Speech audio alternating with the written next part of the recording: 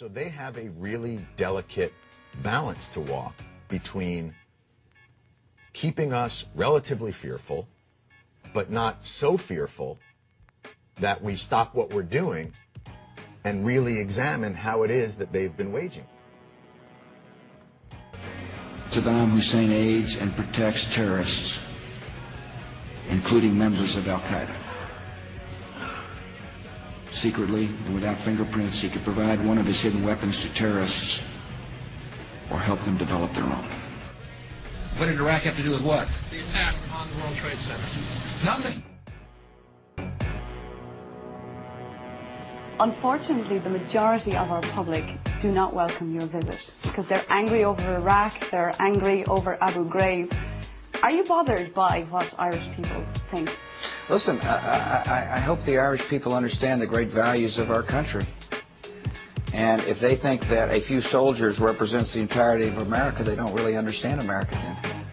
There's been great ties between Ireland and America, and got a lot of Irish Americans here that are very proud of their heritage and their country.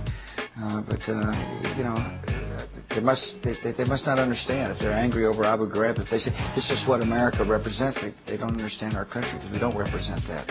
We're a compassionate country. We're a strong country. We'll defend ourselves, but we help people, and we've helped the Irish, and we'll continue to do so. We've got a good relationship with Ireland. And they're angry over Iraq as well, and particularly the continuing death toll there. Well, I can understand that. People don't like war, but what they should be angry about is the fact that there was a brutal dictator there that had destroyed lives and put them in mass graves and had torture rooms. Listen, I wish they could have seen the 7 men that came to see me in the Oval Office. They had their right hands cut off by Saddam Hussein because the currency had devalued when he was the leader. See? And guess what happened? And Americans saw the fact that they had their hands cut off and crosses or X's carved in their forehead. And he flew them to America, and they came to my office with a new hand, grateful for the generosity of America and with Saddam Hussein's brutality in their mind. Now, Saddam Hussein had used weapons of mass destruction against his own people, against the neighborhood. He was a brutal dictator who posed a threat, such a threat that the United Nations voted unanimously to say, Mr. Saddam Hussein... Indeed, Mr. President, but you didn't find the weapons of mass destruction. May I finish?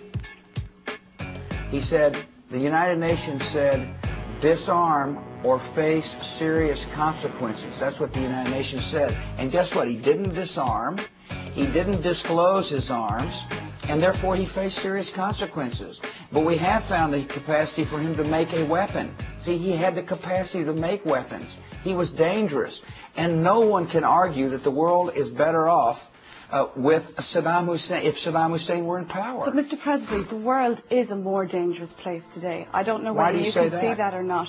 There are terrorist bombings every single day. It's now a daily event. It wasn't like that 2 years ago. What was it like September the 11th, 2001? There was a relative calm. But if your response to Iraq is considered... Let me finish, please. Please. You ask the questions, and I'll answer them if you don't mind. On September the 11th, 2001, we were attacked in an unprovoked fashion.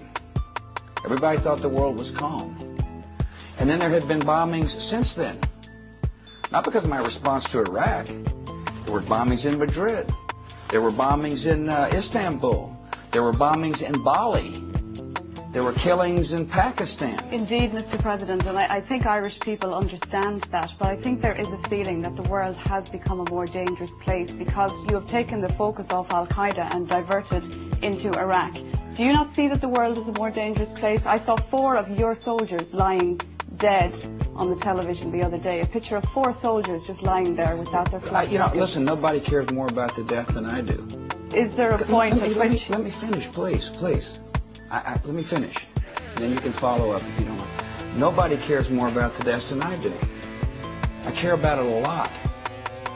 But I do believe the world is a safer place and becoming a safer place. I know that a free Iraq is going to be a necessary part of changing the world. Listen, people join terrorist organizations because there's no hope.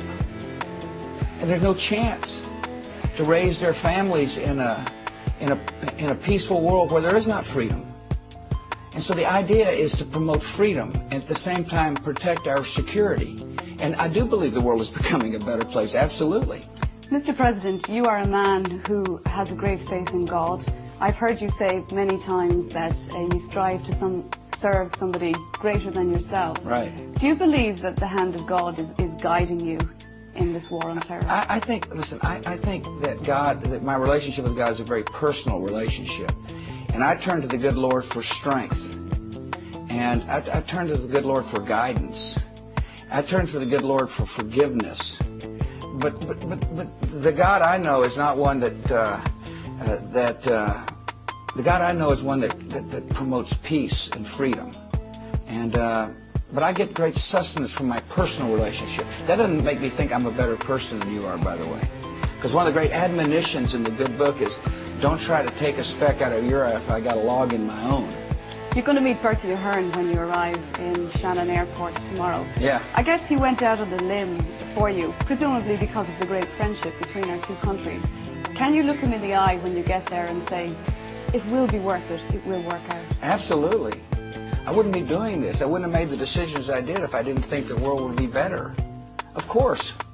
But I'm not going to put people in harm's way or young if I didn't think the world would be better. Why is it that let me finish. And so, yes, I can turn to my friend Bertie Ahern and say, thank you. Thanks for helping. And I appreciate it very much. And there'll be other challenges, by the way. Why is it that others don't understand what you're about? I don't know. History will judge what I'm about. But I'm the kind of person, I don't really try to chase popular polls or popularity polls. My job is to do my job and make the decisions that I think are important for our country and for the world. And I argue strongly that the world is better off because of the decisions I have made, along with others. America's not in this alone.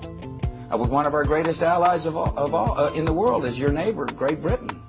Tony Blair's been a strong advocate for not only battling terrorists, but for promoting freedom, for which I'm grateful. Let me say one other thing about America that your viewers must know, is that not only are we working hard to promote security and peace, we're also working to eradicate famine and disease.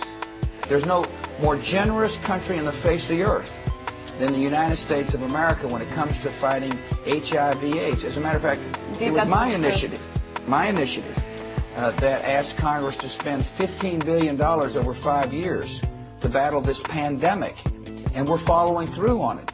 And no other country in the world feeds more of the hungry than the United States. And so we're a compassionate nation. Mr. President, I know your time is tight. Can I move you on to Europe? Are you satisfied that you are getting enough help in Iraq from European countries? You have come together, you are more friendly now, but they're not really stepping up to the plate with help, are they? Well, I think, first of all, most of Europe supported the decision in Iraq. Really what you're talking about is France, isn't it? And they didn't agree with my decision. They did vote for the UN Security Council resolution that said, disclose, disarm, or face serious consequences. We just had a difference of opinion about when you say something, do you mean it? But nevertheless, there's no doubt in my mind, President Chirac would like to see a free and democratic and whole Iraq emerge. And at the same